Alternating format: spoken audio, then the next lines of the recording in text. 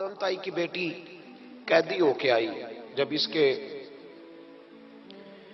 قبیلے پر، اس کے علاقے پر مسلمانوں نے حملہ کیا تو حاتم تائی کا جو بیٹا تھا عدی بن حاتم، وہ اپنی بہن سے کہنے لگا ہمیں پتہ ہے ہم مسلمانوں کا مقابلہ نہیں کر سکتے تو بھاگ جانے میں بہتری ہے، چلو بھاگ چلتے ہیں۔ تو بہن کہنے لگی بھائی تو نے بھاگنا ہے تو بھاگ جا، میں سردار کی بیٹی ہوں، میں قوم کے ساتھ جیوں گی، قوم کے ساتھ مروں گی، تو نے بھاگنا ہے تو بھاگ جا۔ عدی بھاگ گئے ڈر کے۔ یہ خاتون جو تھی ان کو گرفتار کر لیا مسلمان عورتوں نے، تو کہ یہ تلوار لے کے آئی تھی لڑنے کے لیے۔ ابن اسحاق ابن حشام دونوں کتابوں میں روایت موجود ہے۔ یہ خاتون کہتی ہے کہ میں نے بڑے تگڑے سوال تیار کیے، کیونکہ معاذ اللہ ثم معاذ اللہ میرا خیال تھا وہ نبی نہیں، وہ بادشاہ ہیں، وہ ایک اسٹیٹ کے سربراہ ہیں، وہ حکمران ہے، میں معاذ اللہ نبی نہیں۔ میں نے بڑے تگڑے سوال تیار کیے اور میں اپنے آپ سے کہہ رہی تھی میں ایسی ایسی باتیں کروں گی مسلمانوں کے نبی سے کہ انہیں جواب نہیں آئے گا، معاذ اللہ ثم معاذ، نقل کفر کفر نہ باشد۔ کہتی ہے میں حضور کے سامنے لائی گئی گرفتار کر کے، اور جب مجھے حضور کے سامنے کھڑا کیا گیا نا تو میرا سر ننگا تھا۔ توجہ ہے میری بات پر؟ میرا سر ننگا تھا تو میرے ذہن میں بڑے سوال تھے، میری گردن اکڑی ہوئی تھی۔ حضور نے میرا ننگا سر دیکھا تو محبوب ممبر سے اٹھے، اپنے کندھوں سے مدثر والی چادر اتاری اور حضور علیہ السلام نے حاتم تائی کی بیٹی کے سر پہ دے دی۔ بی بی کہتی ہے جب حضور کی چادر آئی تو میری اکڑی ہوئی گردن خود بخود جھک گئی نیچے کی طرف، خود بخود جھک گئی۔ سوال ابھی بھی میرے ذہن میں موجود تھے۔ اتنے میں ایک صحابی حضور کی بارگاہ میں آئے اور عرض کرنے لگے یا رسول اللہ صلی اللہ علیہ وسلم یہ کافر کی بیٹی ہے، مشرک نجس ہوتا ہے، تو میں اپنی چادر نہ دے دوں، آپ اپنی لے لے، کافر کی بیٹی ہے۔ تو محبوب نے اس کی طرف جلال کی نظروں سے دیکھا، فرمایا خاموش ہو جا، بیٹیاں برابر ہوتی ہیں، تیاں سانجیاں ہوندیاں نے، بیٹیاں بولیے جی پکی بات ہے، بزرگ چپ کر جائیں، نوجوان بولے بیٹیاں، اللہ آپ کو خوش رکھے، تیاں سارے دیاں، ہاں ہاں، اگر تو کسی کے گھر گندی نظر ڈالے گا تو تیرا گھر بچ نہیں سکتا، پکی بات۔ یہ نقد و نقد سودا ہے، جس نے اپنا گھر پاک رکھنا ہے وہ دوسروں کے گھروں کا محافظ بنے، پکی بات۔ بیٹیاں خبردار خبردار، کسی کی بچی کی عزت سے کھیلنے کی کوشش نہ کرنا، ورنہ اللہ تبارک و تعالیٰ بڑی سخت سزا دیتا، بچو۔ وہ کہتی ہے جب حضور نے کہا نا بیٹیاں برابر ہوتی ہیں تو میرے اندر سے ایک آواز نکلی، میں نے کہا او حاتم تائی کی بیٹی تو غلط تھی، یہ بادشاہ نہیں ہے تو اللہ کے سچے رسول ہیں، بادشاہ تو سخت سزائیں دیتے ہیں۔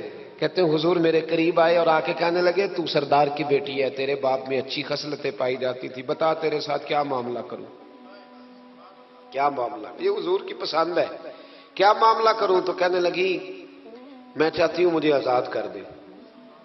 کہتی مجھے امید نہیں تھی، حضور کہیں گے ٹھہر جا، بیٹھ جا، بات کرتے ہیں، مشاورت ہوتی ہے، پھر اس کے بعد کوئی فیصلہ ہوتا ہے، کہا آزاد کر دو۔ کہتی حضور نے میرے کہنے پر فوراً ہی اگلا جملہ ہی نہیں کہا، فرمایا جا تو آزاد ہے۔ کہتی ہے میں نے ایک جملہ اور کہا، میں نے کہا میں اکیلی نہیں جاؤں گی، سارا قافلہ آزاد کرو، اب تنگی یہ داماں پہ نہ جا، اور بھی کچھ مانگ ہے آج وہ ماہل باتا، اور بھی کچھ مانگ۔ کہنے لگی اکیلی نہیں جاؤں گی، سارا قافلہ سارا قبیلہ آزاد ہو۔ حضور نے فرمایا تو پتہ نہیں کیا سوچ رہی ہے، تو جہاں آئی ہے وہاں سے خالی جاتا ہی کوئی نہیں، سارا قافلہ۔ حضور نے فرمایا بھی اس کے قبیلے کو کھانا بانا کھلاؤ اور سارے ہی آزاد کر دو۔ واپس گھر گئی تو اپنے باپ کو، اپنے بھائی کو بلایا، بلا کے کہنے لگی بھائی وہ بادشاہ نہیں وہ نبی ہے، بادشاہ نہیں وہ، اب تو جن کو فقیر ہونا چاہیے تھا وہ بھی بادشاہ بن گئے، بادشاہ سلامت۔ کہنے لگی میں دیکھ کے آئی ہوں جو بادشاہ نہیں نبی ہے۔ تو عدی کہنے لگا میں عورتوں کی باتوں پہ یقین نہیں کرتا، میں خود جا کے دیکھوں گا۔ میں نے کہا غریبی میرے نبی کی پسند ہے، حضور نے اللہ سے غریبی مانگ کے لی ہے، کہا یا اللہ مجھے زیادہ پیسے نہ دینا، ایک وقت کی روٹی دینا۔ اور حضور فرماتے رب نے اختیار دیا ہے، اگر میں چاہوں تو احد پہاڑ سونے کا بن جائے اور میرے ساتھ چلا کرے، پر میں نے اللہ سے زیادہ دولت مانگی۔ اور کہتے ہیں میں مدینے آیا تو میں نے نبی پاک علیہ السلام کو غلاموں کے ساتھ کچی زمین پہ بیٹھے دیکھا، اور غلام بھی کون؟ ایک طرف حضرت بلال حبشی بیٹھے اور دوسری جانب حضرت عمار بن یاسر بیٹھے۔ کہتے ہیں حضور بیچ بیٹھے، کھانا کھایا جا رہا ہے، اور حیران میں اس وقت ہوا جب اسی پلیٹ سے نبی پاک بھی کھا رہے ہیں اور بلال حبشی بھی کھا رہے ہیں ساتھ بیٹھ کے حضور نے۔ ادھی کہتے ہیں میرے دل پہ چوٹ لگی، میں نے کہا نہیں یار، یہ بادشاہ نہیں، یہ بادشاہ جو اس طرح غریبوں کے بیچ بیٹھ کے روٹی کھائے، لیکن حضور ایک پلیٹ میں کھانا کھا رہے۔ ادھی کہتا میں سمجھ گیا یہ بادشاہ نہیں۔ پھر میرے دل میں شیطان نے وسوسہ ڈالا، میں نے کہا مسجد کچیا ہو سکتا ہے، مکان بڑا پکا ہو، بنگلہ بڑا عالی شان ہو۔ حضور کی عادت مبارکہ تھی جب کوئی مہمان آتا تھا تو یا مسجد میں اصحاب صفہ کے ساتھ رکھتے تھے یا کسی صحابی کو دے دیتے تھے، وہ اپنے گھر لے جاتے تھے۔ ادھی کہتے ہیں میں نے جب سلام کلام کیا نا، دل میں خیال تھا کہ گھر بڑا عالی شان ہوگا، تو محبوب فرمانے لگے میرے دل میں خیال ہے، دیکھیے میرے نبی کو اللہ نے کتنا علم غیب عطا فرمایا ہے۔ کہتے ہیں میرے دل میں خیال ہے۔ مصطفیٰ کریم فرمانے لگے یار تو یہاں نہ بیٹھ، چل میں تجھے گھر لے چلتا ہوں۔ خیال آیا مسلمان نیک و بد پہچان جاتے ہیں اور محمد آدمی کے دل کی باتیں جان جاتے ہیں صلی اللہ ہو۔ ادی بن حاتم کہتے ہیں حضور مجھے لے کے چلے، جب نبی پاک گھر کی طرف لے کے چلے تو رستے میں ایک بوڑھی اماں مل گئی، پھٹے پرانے کپڑے، کہنے لگی یا رسول اللہ میں آپ کی طرف ہی جا رہی تھی، ضروری کام ہے۔ تو حضور نے فرمایا چل تو جا رہی تھی، میں خود جو آ گیا ہوں۔ ادی کہتے ہیں چوک میں اس بوڑھی نے حضور کو کھڑا کر لیا۔ کبھی دیکھا آپ نے اپنا وزیر چوک میں کھڑا؟ آپ کو اسی ایم پی اے کدی نہیں دیکھا، وزیر تو دور رہ گیا، چوک میں کھڑا کر لیا نبی پاک صلی اللہ علیہ وسلم۔ اور وہ بی بی اپنے دکھڑے سنانے لگی، کہتے قربان جاؤں وہ دیر تک باتیں کرتی رہی اور نبی پاک سنتے رہے۔ ادھی کہتے ہیں میرے دل پہ دوسری چوٹ لگی، میں نے کہا جو اس طرح غریبی سے پیار کرے وہ بادشاہ نہیں، وہ اللہ کے سچے رسول ہیں۔ حضور مجھے گھر لے گئے، جناب سیدہ طیبہ طاہرہ حضرت عائشہ صدیقہ رضی اللہ تعالی عنہا کے حجرے میں، اور حضور جب اندر لے گئے تو ایک چٹائی پڑی ہے کھجور کی چھال کی، وہ بھی پھٹی ہے دو جگہ سے، ایک مٹکا، دو پیالے، ایک تکیہ جس میں کھجور کی چھال بھری ہوئی ہے۔ کہتے حضور مجھے لے گئے، میں نے محبوب کا وہ مکان جنت نشان، میں نے وہ مکان دیکھا جہاں حضرت جبریل حاضری دینے آیا کرتے، میں نے وہ مکان دیکھا جس کے دروازے پہ 70 ہزار فرشتے ڈیوٹی کرتے، میں نے وہ مکان دیکھا۔ کہتے میں حیران ہو گیا۔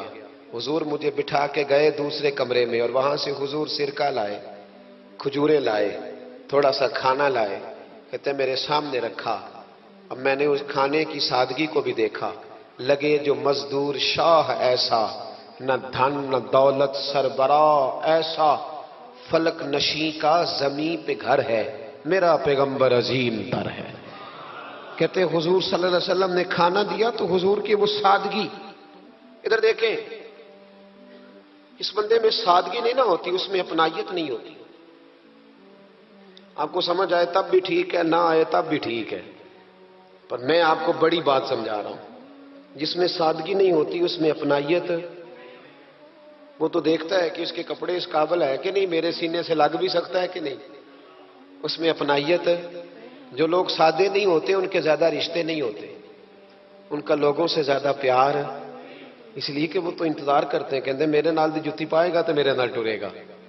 جو سادے ہوتے نا، سادے جو لوگ غریب پرور ہوتے، ان کے رشتے بڑے پیار، بڑا محبتیں بڑی، زمانہ ان سے بڑا وابستہ ہو جاتا ہے، اس لیے کہ وہ لوگوں کے قریب آ جاتا ہے، وہ نیچے اتر کر لوگوں سے ملتے گلتے، وہ یہ نہیں دیکھتے میرا قد کتنا بڑا ہے، وہ یہ دیکھتے ہیں یار سامنے والے کا پیار مجھ سے کتنا ہے۔